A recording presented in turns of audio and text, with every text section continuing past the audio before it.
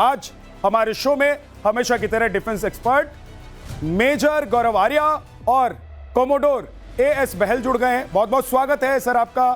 तो शुरू करते हैं आज की बड़ी खबर के साथ। ऑपरेशन सिंदूर से जुड़ी हुई बड़ी खबर यह है कि पाकिस्तान में आतंकियों ने ऑपरेशन सिंदूर के बाद बड़ी मीटिंग बुलाई है। बहावलपुर में जैश के 200 से ज्यादा आतंकी एक जगह पर इकट्ठा हुए और इन्होंने मीटिंग की। मैदान में, खुले मैदान में, टेंट में मीटिंग की गई।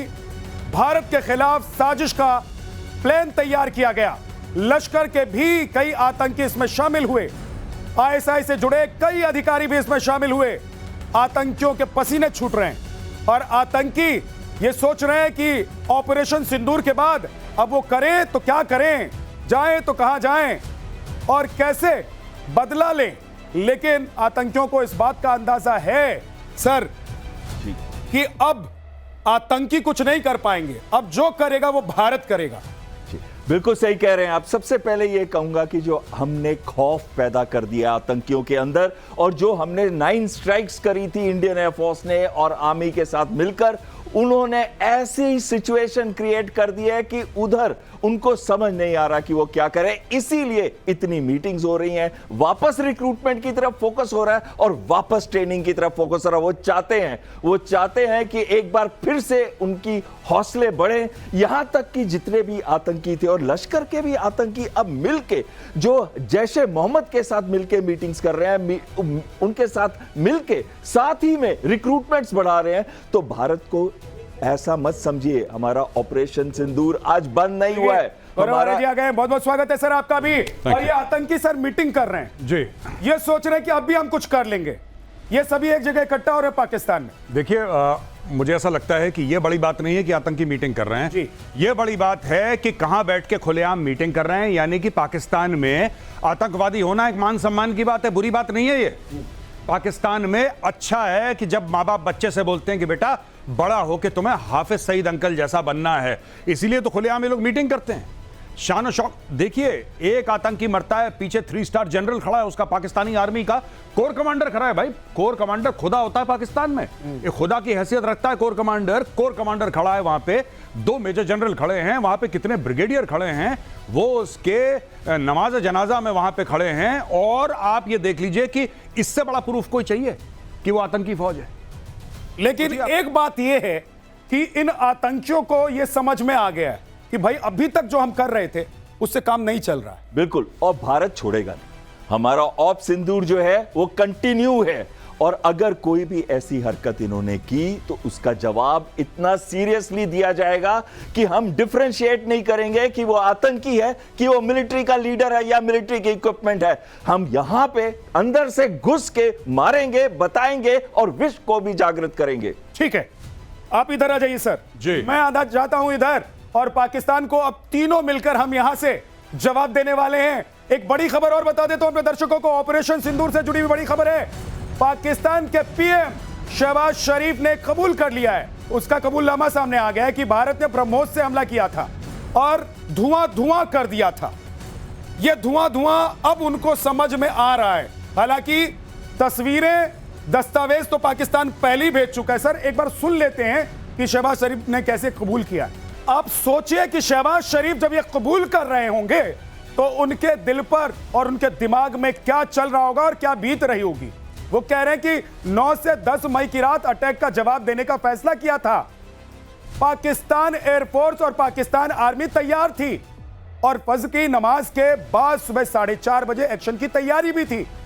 हमसे पहले ही भारत ने ब्रह्मोस मिसाइल से हमला कर दिया। अब ब्रह्मोस से रावलपिंडी एयरपोर्ट समेत कई इलाकों पर हमला किया गया।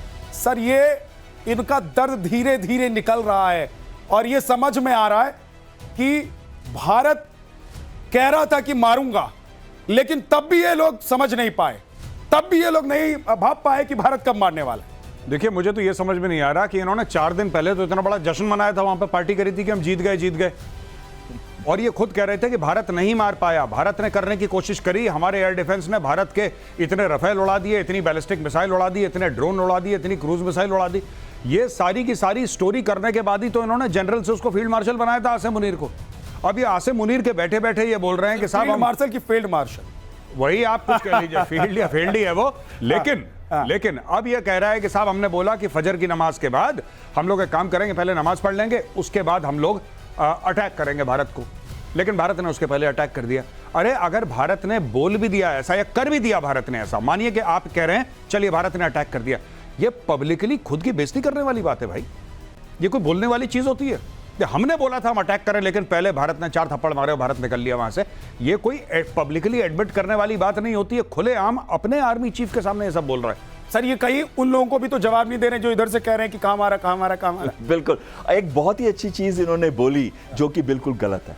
इन्होंने कहा कि हम नमाज पढ़ रहे थे जब उससे पहले इन्होंने हमला कर दिया। लेकिन एक बार पहले इनकी स्टेटमेंट आई थी कि मैं स्विमिंग कर रहा था, अगर आपको याद रहे। तो ये क्या कर रहे थे, ये इनको ये खुद याद नहीं है कि वो स्विमिंग कर रहे थे कि वो नमाज पढ़ रहे थे। और दूसरी चीज, इन्होंने बदला लेने की कोशिश की थी 8 और 9 की रात को, और इन्होंने ही एस्केलेट किया था मिलिट्री और सिविल टारगेट्स के ऊपर। हमने तो उसका जवाब दिया था, हमने उस स्केल पे भी जाके डोमिनेट किया था, और तब हमने ब्रह्मोस मिसाइल छोड़ी थी इनके ऊपर। तो ये कैसे झूठ बोल रहे हैं?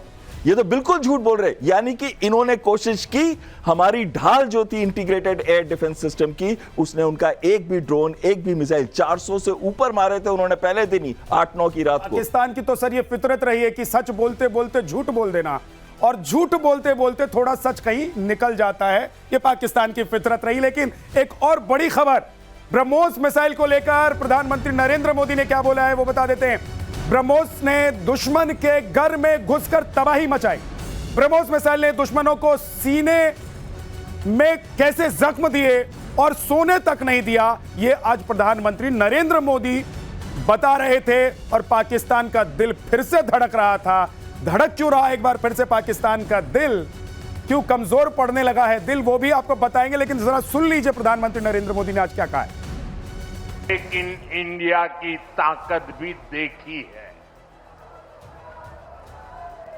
हमारे भारतीय हथियारों ने, ब्रह्मोस मिसाइल ने दुश्मन के घर में घुसकर तबाही मचाई। जहां टारगेट तय किया वहां धमाके किए। ये ताकत हमें आत्मनिर्भर भारत के संकल्प से मिली है।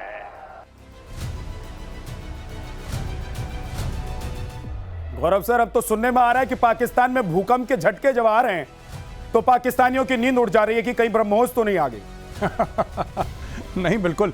इन्होंने एक्चुअली क्या है कि इनका 82% जो मिलिट्री इक्विपमेंट है वो चाइनीज है जी, और इनको बड़ा भरोसा है चाइना के ऊपर, जाहिर सी बात है।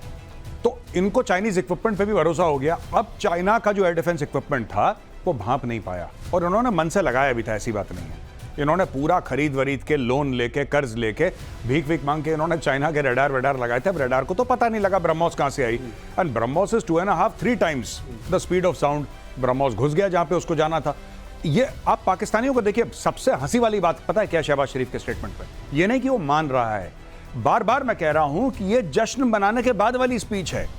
वो कह रहा है कि भारत ने हमें मारा, वो कह रहा है कि हम अटैक करना चाहते थे उसके पहले भारत ने मारा।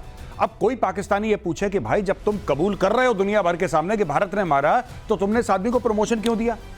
तुमने जश्न क्यों मनाया? हर जगह पोस्टर क्यों लगाए? मुझे तो अभी तक ये समझ में नहीं आ रहा। और ये जो कह रहे हैं कि हमने भारत के दांत खट्टे कर दिए, अपनी बेइज्जती तो खुद कर ही रहे हैं शहबाज शरीफ साहब, अपनी खुद को बेइज्जत तो कर ही रहे हैं ये सब बोल के। लेकिन भारत का एक वीडियो, एक फोटो, एक प्रूफ इन्होंने अभी तक नहीं दिया है कि साहब ये देखिए भारत में हमने ये तबाही मचाई। बस अपने लोगों को क्या झूठ बोला है कि दिल्ली के ऊपर हमारे 60-70 जहाज थे। वो शाहिद अफरीदी तो उधर जश्न मना रहे थे लोगों के साथ, उनको लग रहा था कि वो अगले इमरान खान हो जाएंगे। जी, मैं बता रहा हूं, ये शाहिद अफरीदी को जैसे कि घर में माएँ हमारी वो नहीं करती कि जब सर्दियां खत्म हो जाती हैं तो नेप्थलीन लगा के और रजाई को फोल्ड करके डाल देते हैं अंदर, देखा होगा ना कि फफूंद ना लगे रजाई में, बदबू ना आए। शाहिद अफरीदी को ये लोग फोल्ड करके अलमारी में डाल देते हैं, और जैसे ही लगता है कि थोड़ी सी ठंड हुई फिर उसको झाड़ वाड़ के धूप दी और सबके सामने। शाहिद अफरीदी का यही काम है। ये पाकिस्तानी आर्मी का एक, जिसको कहते हैं कि इंफॉर्मेशन वॉरफेयर, तो क्या ही करेंगे वो लोग, एक छोटा सा एसेट है उनका, और हर जगह इसको सामने। अब देखिए शाहिद अफरीदी गाड़ी में जाता है और झंडा वेव कर रहा है, हम जीत गए, हम जीत गए, हम जीत गए, हम जीत गए। ये शाहिद अफरीदी कह रहा है जीत गए। लेकिन कोई पाकिस्तानी कौम से ये तो बोले कि भाई जीत गए, उसका कोई सबूत होगा, कुछ तो होगा, कुछ तो आप लोगों ने करा होगा, कोई एक फोटो होगी भारत से, कुछ आपके सैटेलाइट, चाइनीज की सैटेलाइट, आपके इतने अच्छे दोस्त हैं, चाइना की सैटेलाइट ने कुछ तो आपको दिया होगा कि साहब ये ठीक है, आप गए थे, आपने पंजाब में बम मारा, पंजाब में एयरबेसिस तबाह कर दिया आपने, तो उसकी ये फोटोग्राफ है। चाइना के पास सैटेलाइट नहीं है, एक इनके पास है नहीं। ये पता नहीं कौन सी स्टोरी सुना रहे हैं जी। भारत और पाकिस्तान में वैसे तो सारे ही फर्क हैं, हम लोग मिलते ही नहीं हैं एक दूसरे से, लेकिन एक सबसे बड़ी बात जो है वो ये कि पाकिस्तान सीना चौड़ा करके झूठ बोलता है और सीना चौड़ा करके भारत ठोकता है। सर मैं गलत तो नहीं कह रहा हूं? बिल्कुल ठीक कह रहे हैं। अगली बड़ी खबर बता देता हूं, दुश्मन के ड्रोन का नया काल तैयार कर लिया भारत ने। भारत ने नए काउंटर ड्रोन सिस्टम पर काम करना शुरू कर दिया। सेना को जल्द ही यह काउंटर ड्रोन सिस्टम मिल जाएगा। और सोचिए कि पाकिस्तान अभी तक यह सोच रहा था कि वो जो चिड़िया उड़ा रहा था और वो चिड़िया हिंदुस्तान में आते ही गिर जा रही थी उनकी, अब क्या होगा सर? अब क्या होगा पाकिस्तान का? वो तो वैसे भी चाइनीज माल लेकर बैठे हैं कि चले तो चांद तक और नहीं तो शाम तक, वैसे उनके तो शाम तक ही चलें। बिल्कुल सही कह रहे हैं। और जो हमारे आकाश तीर ने किया, जैसे उसने सारे के सारे रेडार्स के पिक्चर एक कंपोजिट दिखाई, ये भी बताया कौन सा वेपन सिस्टम सही रहेगा आर्टिफिशियल इंटेलिजेंस के द्वारा कि जो उस ड्रोन को इफेक्ट कर सके या उस मिसाइल को मार सके, और उसका इंटीग्रेशन हमारे integrated air command and control system के साथ भी था। लेकिन जब ये हम बात कर रहे हैं काउंटर ड्रोन की, तो उस समय काउंटर ड्रोन की रेंज सिर्फ 1 से 2 किलोमीटर थी, हट किल की लेजर वाली। आज हमारे रिसर्च एजेंसीज बना रही हैं जिसकी रेंज 3.5 से 5 किलोमीटर है। सिर्फ कुछ ही देश हैं विश्व के जिनकी 10 किलोमीटर है, जो कि आप जानते हैं आयरन ईगल सिस्टम जो कि इजराइल का है, जिसकी 10 किलोमीटर है। अमेरिका की भी सिस्टम की रेंज सिर्फ 6 किलोमीटर है। यानी कि अब बहुत जल्दी हम ड्रोन्स के और काउंटर ड्रोन्स के अंदर भी दुनिया की नंबर 2 या 3 पोजीशन पे जल्दी आने वाले हैं। सर गौरव सर, थोड़ा ये भी पाकिस्तान के लिए बताइए, हम हिंदुस्तानी तो सब जानते ही हैं, पाकिस्तान के लिए बताइए कि भैया अब भेजोगे अगर ड्रोन तो क्या हश्र होगा? अभी तक तो भेज रहे थे, सोच रहे थे कि दिल्ली तक चला जाएगा तुम्हारा ड्रोन, वो वहीं घुसने से पहले ही मार खा जाता था। अब क्या होने वाला है इनके साथ? इनको होगा कुछ नहीं। देखिए, पाकिस्तान को इससे फर्क नहीं पड़ता कि पाकिस्तानी ड्रोन भारत में कितना अंदर आए। इनको एक झूठ बोलना है ट्विटर पे, फेसबुक पे, इंस्टाग्राम पे, वो झूठ तैयार रखते हैं। ये फिर झाड़ के धूप देके शाहिद अफरीदी को बाहर निकाल देंगे। आप खुद देखिए ना, अभी शहबाज शरीफ ने, आपने चलाया उसका वीडियो कि साहब फजर की नमाज से बाद हमने बोला करें, पहले ही उन्होंने ठोक दिया। तो ये पाकिस्तान को, ये इससे कोई फर्क नहीं पड़ता। पाकिस्तानी आवाम, मुझे कहना नहीं चाहिए सब ऐसे नहीं होते किसी देश में, लेकिन ज्यादातर जाहिल हैं, कम पढ़े लिखे लोग हैं पाकिस्तान में, इलिटरेसी बहुत ज्यादा है। उनको कोई भी बेवकूफ बना देता है, इनको कोई भी स्टोरी सुना देता है। अभी ये देखिए, अभी रिसेंटली वो वहां के बहुत बड़े एक मशहूर पाकिस्तान के डिफेंस एनालिस्ट हैं, लाल टोपी बोलते हैं उनको साहब, जैद आमिद।